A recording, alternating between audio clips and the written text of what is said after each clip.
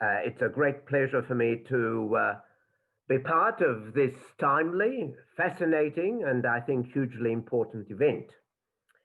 And I commend the Dialogue Society and the Journal of Dialogue Studies for making it possible. If there is one theme central to my brief remarks, it is this. Dialogue is crucial to the human future. However, dialogue's immense potential is unlikely to be realized if the application of dialogical principles fails to grasp the scope and complexity of the contemporary human predicament. We desperately need the big picture, which alone gives meaning and content to each of the pieces, important as they are, that make up the jigsaw puzzle. Dialogue, of course, is hardly a novel idea, but its application to contemporary challenges, which is the backdrop to this workshop, is barely in its infancy. Numerous initiatives, it is true, have seen the light of day over the last several decades.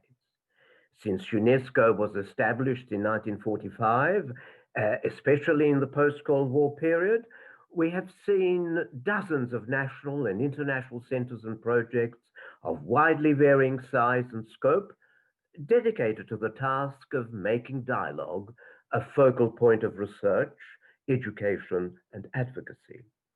Some have found their inspiration in religious texts, others in the writings of Martin Buber, Hans-Georg Gadamer, David Bohm, Jürgen Habermas, Stu Wei Ming, Chandra Muzaffar, Fred Dollmeyer, and many others, and also in the works and deeds, in the words and deeds, I should say, of such visionary political leaders as Gandhi, Mandela, Khatami, or Havel.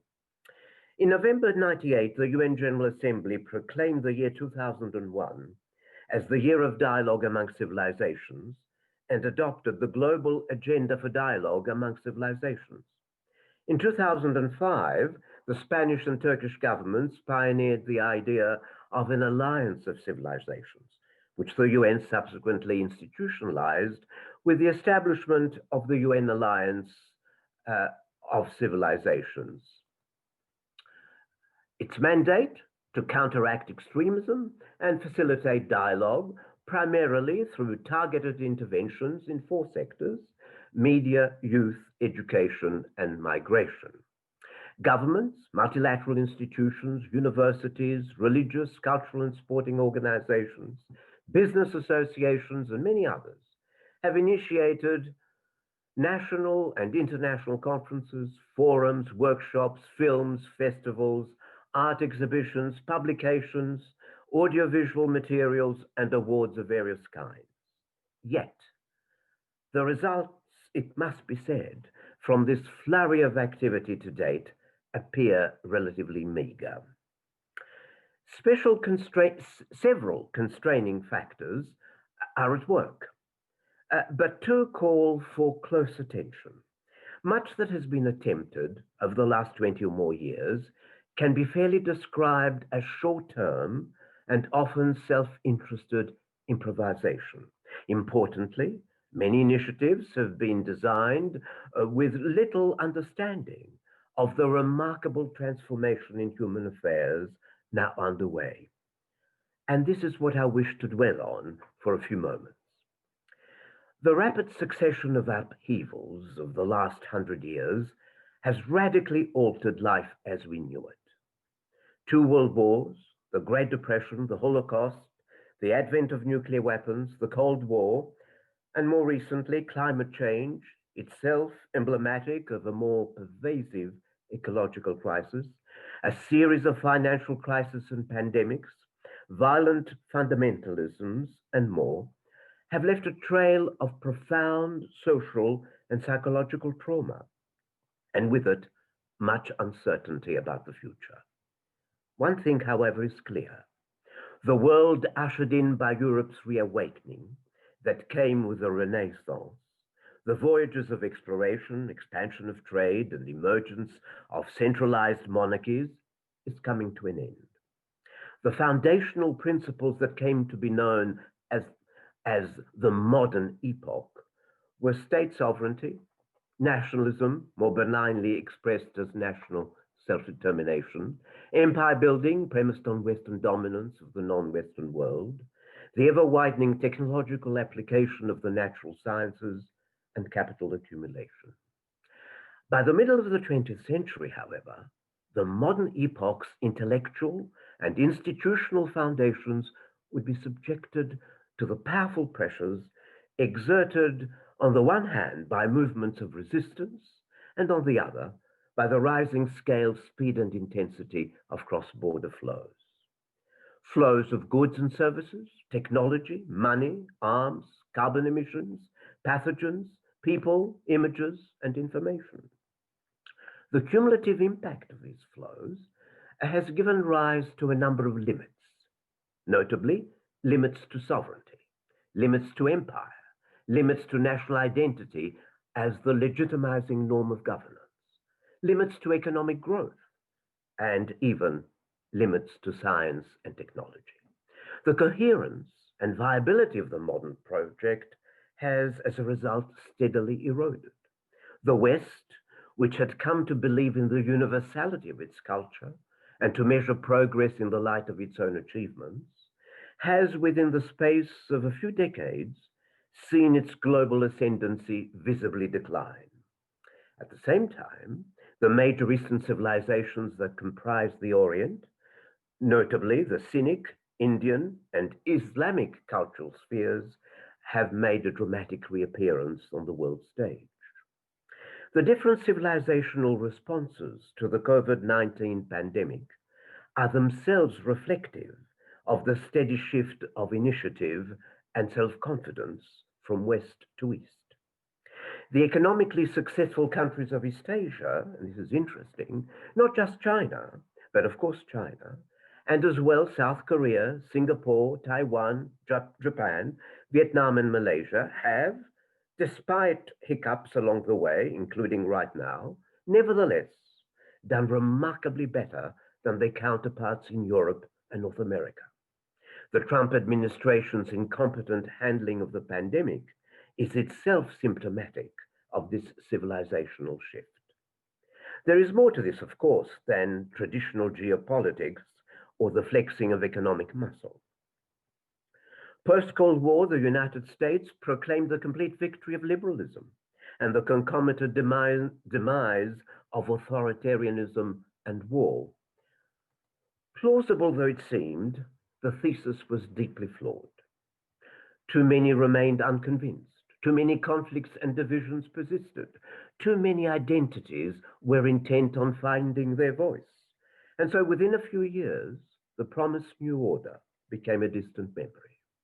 The loudly proclaimed triumph of liberal democracy in the free market was soon to be overtaken by notions of rogueness, military expeditions, the war on terror, the China threat thesis, trade disputes, the pursuit of narrowly defined self-interest, and in due course, the ill-fated promise to make America great again.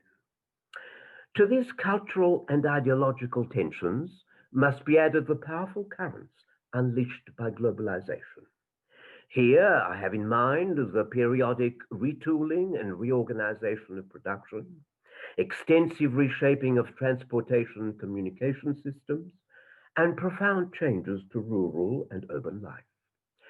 The result is a global and complex web of interdependence, which is as likely to fragment as to integrate, with widely uneven impacts on different societies and different segments and strata within each society.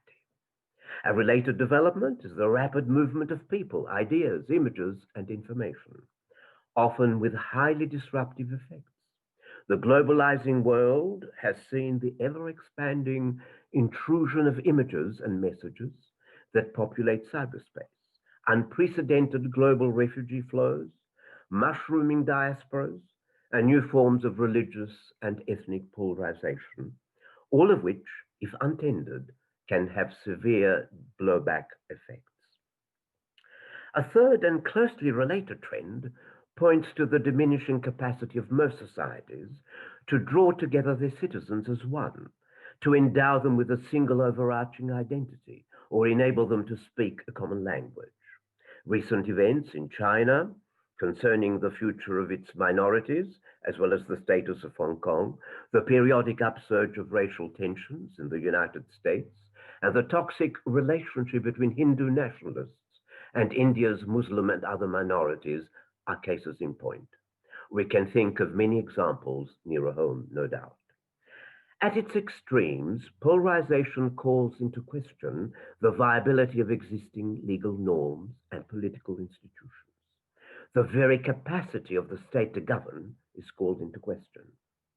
The question for us here is whether dialogue can channel these fraught, often antagonistic identities and relationships in mutually beneficial directions. And if so, how, by whom, in what settings, and with what short or longer term objectives? There is, of course, no simple answer to these questions, but central to all of them is the need for an ethic of inclusion. Those to be included are not individuals, understood as atomized globules of interest and desire, but in the Confucian sense, cultivated selves, social persons who bring to the common table a range of identities and solidarities. If dialogue is as much about listening as it is about speaking, it follows that every entity that is actually or potentially affected by a project, a decision, or policy, thereby becomes a stakeholder whose voice must be heard in the dialogue. Those holding public office, whether elected or appointed, industrialists, financiers, lawyers, doctors, architects, town planners, religious and community leaders, all have a special obligation to listen and give voice to those whose voices may be struggling to be heard. And for their part, philosophers, religious scholars, intellectuals, poets, artists, and publicists are called upon to engage not just among themselves, but in the national and international conversation, with a particular purpose: to shed light on the nature and magnitude of the contemporary predicament, and on the as yet untapped resources that can enrich the dialogical process. The stakeholders, it can't be stressed enough, are not just the living, but those yet to be born. When we refer, when we refer to climate change and nuclear weapons as existential threats, we are giving voice to future generations. What then of the experience of dialogue? It is, I suggest, best understood as an encounter across cultural, religious, philosophical, civilizational, and socioeconomic boundaries, in which the citizen listens to the other, becomes open, sensitive, even vulnerable to the needs, concerns, and grievances of the other. In the process, the citizen embarks on a journey as much of self-discovery as of discovery of the other. And so I end as I started.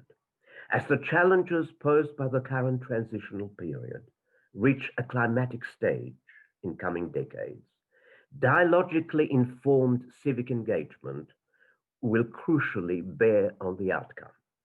The task is daunting, complex, the terrain not always fertile, and the level of inertia and at times outright resistance in political, bureaucratic, and corporate circles far from negligible. Yet it is difficult to imagine us navigating the great transition at all safely in the absence of a transnational citizenry conscious of the potential of dialogue and increasingly competent in its practice.